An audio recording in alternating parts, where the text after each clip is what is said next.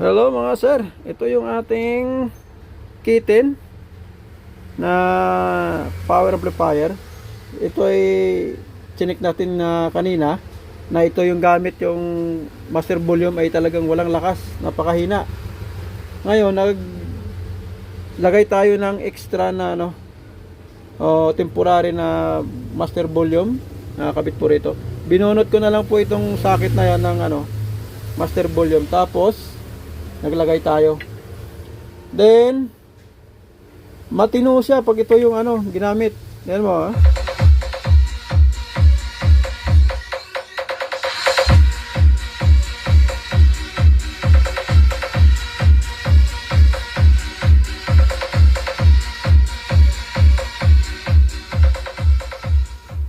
Oh, malakas siya. Ibig sabihin walang problema itong kabila na to. So, ito lang po talaga yung sira niya. No? Sa kabila na yon, yun ang masunog, yun ang gagawin natin. So, ibig sabihin, masusurvive natin tong board ng ating kitten na gagawin. So, sa ating kaibigan. Yun nagsa-sound system. Tulong na lang natin sa kanya yan. Iba dito.